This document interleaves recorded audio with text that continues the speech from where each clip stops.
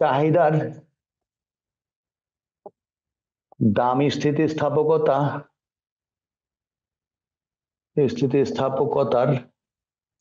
5টি রূপ।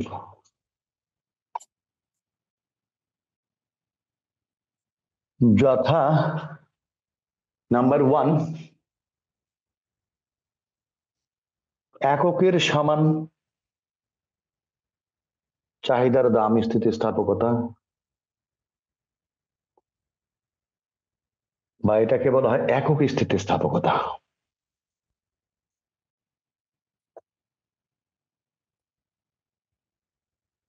Elasticity of price is equal 1.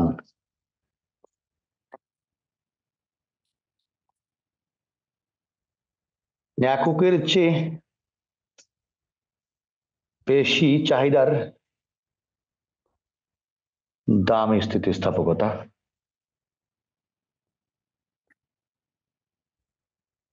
Elasticity of price is greater than 1. এককের চেয়ে কম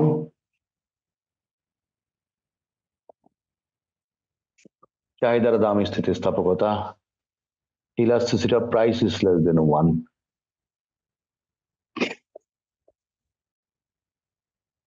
শূন্যের সমান চাহিদার দাম স্থিতিস্থাপকতা।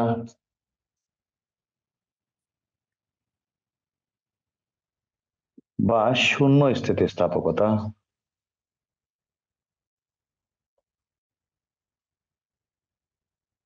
Elasticity of price is equal 0. অসীমের সমান চাহিদার দাম স্থিতিস্থাপকতা।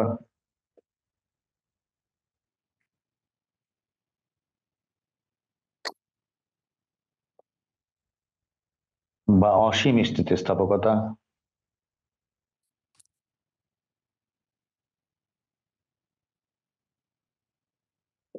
Elasticity of price is equal অসীম। এই 5টা। এখন দেখো প্রথমটা যদি আমি দেখাই, এককের সমান চাহিদার দাম স্থিতিস্থাপকতা। Elasticity of price is equal 1. এটাই যদি শুরু করি আমি প্রথমটা দিয়ে, মনে করো দাম চাহিদা কিউ বা কিউডি যেটাই বলো, কোন দ্রব্যের দাম যখন 10 টাকা তখন তুমি চাহিদা করে 100টা, দাম কমলো 9 টাকা হলেও চাহিদা করে 110টা। তাহলে দামের পরিবর্তন, সাধারণ পরিবর্তন হলে শতকরায় যদি বের করি তাহলে কত হবে? 10%। চাহিদাও তো 100 থেকে 110-এ আসছে, চাহিদারও পরিবর্তন হচ্ছে 10%। কোন দ্রব্যের দাম যে হারে পরিবর্তন হয়েছে, দ্রব্যটির চাহিদাও যদি ঠিক একই হারে পরিবর্তন হয়, শতকরা একই হারে, তখন স্থিতিস্থাপকতার মান হবে স্বাধীন চলক দামের শতকরা পরিবর্তন হয় নিচে, আর অধীন চলক চাহিদার শতকরা পরিবর্তন হবে উপরে। ভাগ করলে কত হবে? 1, 1-এর সমান। এক্ষেত্রে মনে করে ভূমি অক্ষে চাহিদার পরিমাণ, লম্ব অক্ষে দাম, রেখাটা একেবারেই মাঝামাঝি হবে, মেরিল, না ভূমির দিকে চ্যাপ্টা না লম্বের দিকে খাড়া। দেখে দেখবা তোমরা।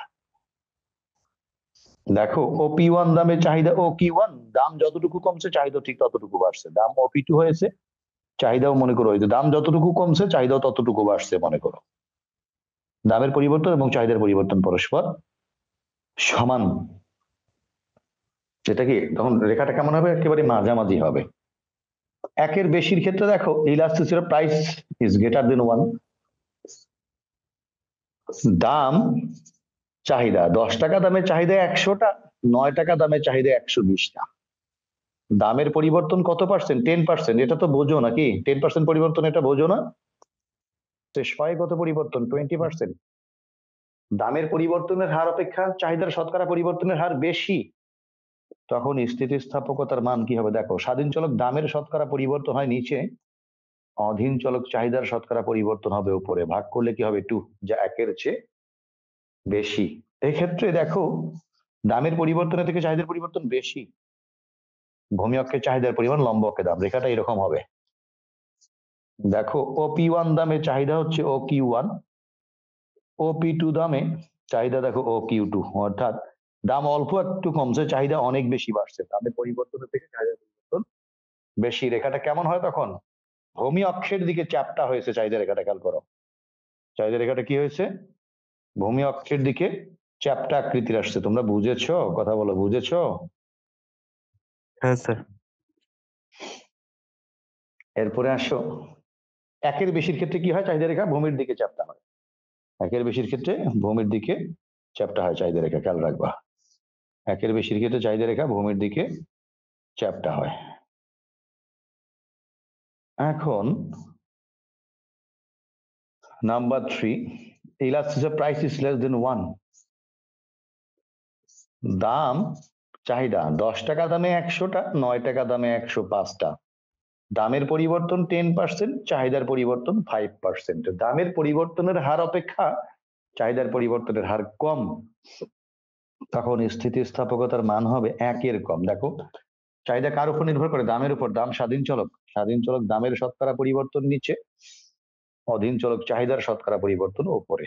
ভাগ করলে কত হবে? 1/2 is equal 0.5 is less than 1, একের চেয়ে কম। এক্ষেত্রে চাহিদা রেখা হবে লম্বের দিকে খাড়া। দেখো OP1 দামে চাহিদা হচ্ছে OQ1, OP2 দামে চাহিদা হচ্ছে OQ2। দাম অনেকখানি কমছে, চাহিদা অল্প বাড়ছে।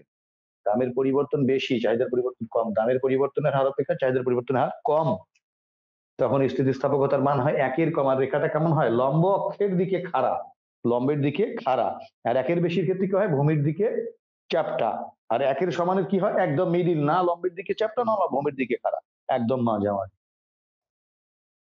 এরপরে আসো number 4, elasticity price is equal, শূন্য যদি দেখাই, দাম চাহিদার পরিমাণ 10 টাকা দামে 100টা, 9 টাকা দামেও 100টা। দামের পরিবর্তন 10%, চাহিদার পরিবর্তন 0%। Elasticity of price is equal, স্বাধীন চলক দামের শতকরা পরিবর্তন নিচে, অধীন চলক চাহিদার শতকরা পরিবর্তন হবে উপরে। দামের পরিবর্তনের হার কে? দেখো দামের শতকরা পরিবর্তন নিচে, চাহিদার শতকরা পরিবর্তন উপরে। ভাগ করলে কত হবে? 0। এক্ষেত্রে চাহিদা রেখা হবে লম্বের সমান্তরাল, ডিডি। OP1 দামে চাহিদা OQ1, OP2 দামেও চাহিদা OQ1, OP3 দামেও চাহিদা OQ1। দাম বাড়তেছে বা কমতেছে, চাহিদার কোনো পরিবর্তন হচ্ছে না, তখন স্থিতিস্থাপকতার মান হয় 0। দাম স্থিতিস্থাপকতার মান। তখন রেখাটা কেমন হয়? লম্ব অক্ষের সমান্তরাল হয়। দেখো একদম চাহিদা রেখাটা কি হয়েছে? লম্বের সমান্তরাল হয়েছে। তোমরা বুঝেছো? কথা বলো, বুঝেছো? জি স্যার। 5 নম্বরে আসো, elasticity of price is equal অসীম। দাম চাহিদার পরিমাণ 10 টাকা দামে চাহিদা 100টা, 10 টাকা দামে চাহিদা 120টা। দামের কোনো পরিবর্তন হয়নি, কিন্তু চাহিদার পরিবর্তন হয়েছে। দামের পরিবর্তন 0%, চাহিদার পরিবর্তন হচ্ছে 20%। দামের পরিবর্তন না হওয়া সত্ত্বেও যদি চাহিদার পরিবর্তন হয়, তখন স্থিতিস্থাপকতার মান স্বাধীন চলক দামের শতকরা পরিবর্তন নিচে, অধীন চলক চাহিদার শতকরা পরিবর্তন হবে উপরে। ভাগ করলে কত হবে? অসীম। এক্ষেত্রে চাহিদা রেখা দেখো ভূমি অক্ষে, চাহিদার পরিমাণ লম্ব অক্ষে, দাম এই যে ভূমি অক্ষের দিকে, ভূমির দিকে ভূমি অক্ষের সমান্তরাল হবে চাহিদা রেখা। এটা হলো ডিডি রেখা। OP0 দামে চাহিদা OQ0, দাম OP0 তে আছে, চাহিদা বাড়লো, বা দাম OP0 তে আছে, চাহিদা কমলো। দামের পরিবর্তন হচ্ছে না, দাম অপরিবর্তিত, চাহিদা বাড়তেছে বা কমতেছে, চাহিদার পরিবর্তন হচ্ছে। এক্ষেত্রে স্থিতিস্থাপকতার মান কি হবে? অসীম, যার শেষ নাই। 20কে 0 দ্বারা ভাগ করলে কখনো শেষ হবে না। আর রেখাটা হবে ভূমি অক্ষের সমান্তরাল। তাহলে এগুলো তোমাকে বুঝতে হবে যে একের সমানের ক্ষেত্রে চাহিদা রেখা কেমন হয়, একের বেশির ক্ষেত্রে, একের কমের ক্ষেত্রে 0, অসীমের ক্ষেত্রে কোনটা কেমন হয়, ডিটেলস ভালো করে জানতে হবে। বুঝেছেন আপনারা?